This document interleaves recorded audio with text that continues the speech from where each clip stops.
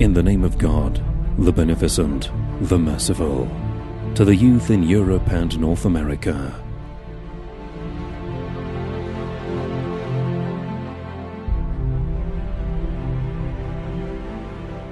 The recent events in France and similar ones in some other Western countries have convinced me to directly talk to you about them.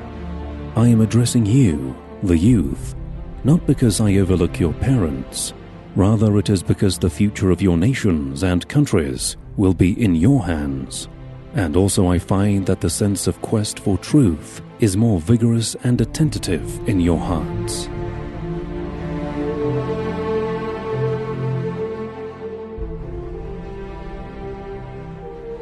I don't address your politicians and statesmen either in this writing, because I believe that they have consciously separated the root of politics from the path of righteousness and truth. I would like to talk to you about Islam, particularly the image that is presented to you as Islam.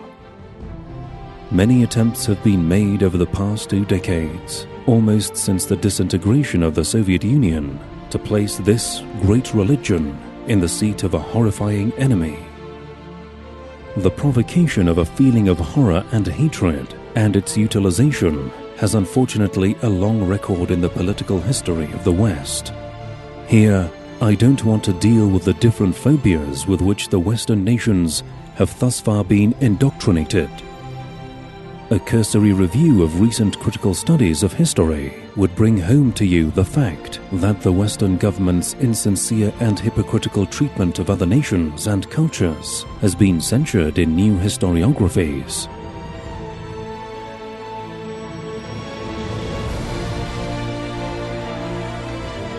The histories of the United States and Europe are ashamed of slavery, embarrassed by the colonial period, and chagrined at the oppression of people of color and non-Christians.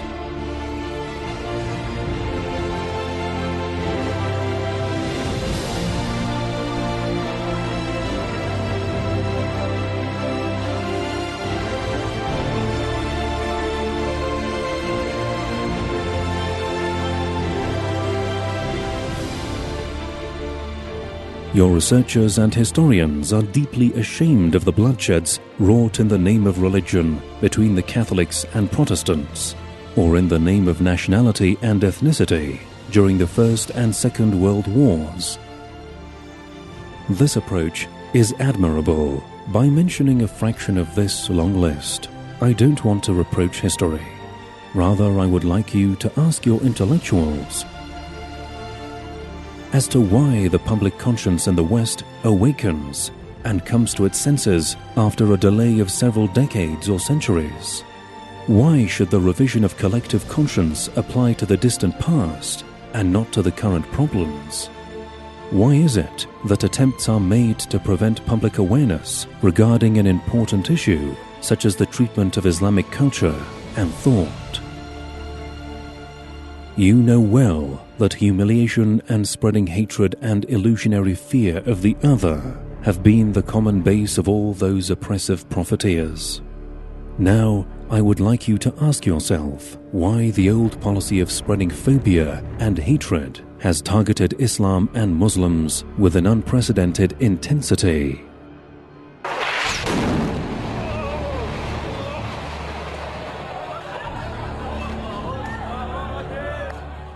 Why does the power structure in the world want Islamic thought to be marginalized and remain latent?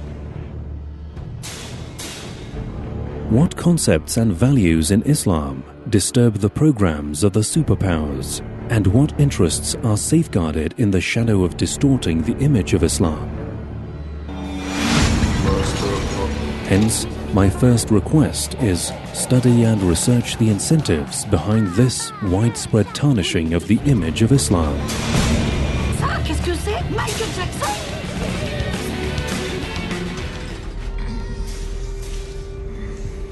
What do you think is happening here, Mr. Farris? Do you think the cavalry is coming for you?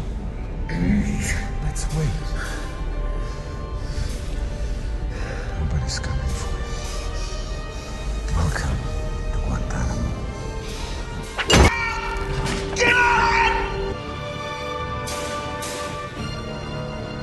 My second request is that in reaction to the flood of prejudgments and disinformation campaigns, try to gain a direct and first-hand knowledge of this religion. The right logic requires that you understand the nature and essence of what they are frightening you about and want you to keep away from. I don't insist that you accept my reading or any other reading of Islam. What I want to say is don't allow this dynamic and effective reality in today's world to be introduced to you through resentments and prejudices. Don't allow them to hypocritically introduce their own recruited terrorists as representatives of Islam.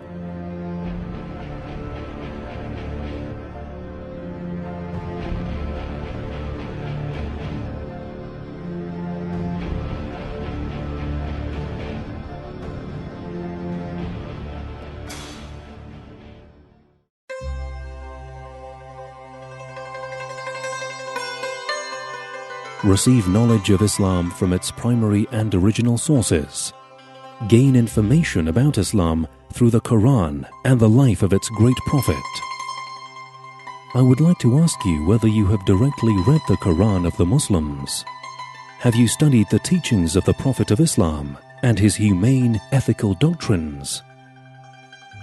Have you ever received the message of Islam from any sources other than the media?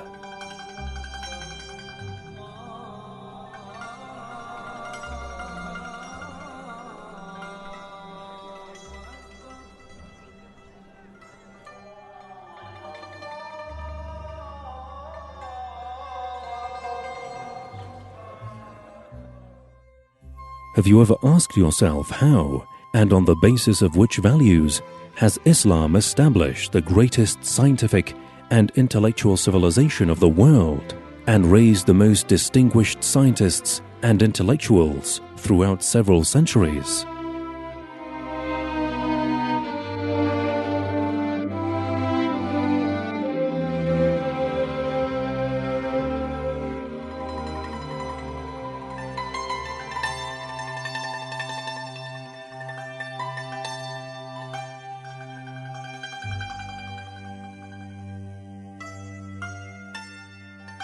I would like you not to allow the derogatory and offensive image buildings to create an emotional gulf between you and the reality, taking away the possibility of an impartial judgment from you.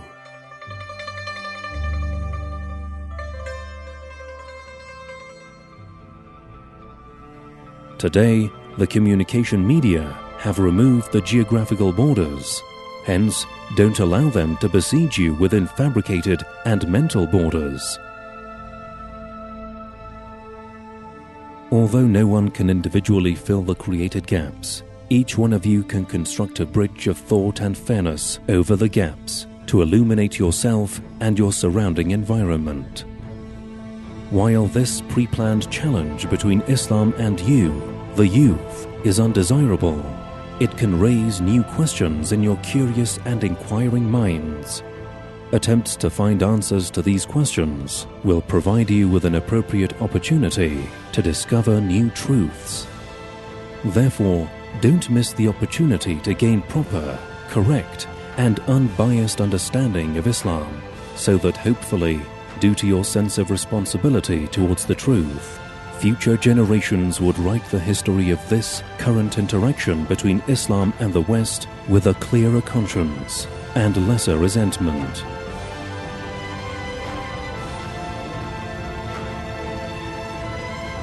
Sayyid Ali Khamenei, the 21st of January, 2015.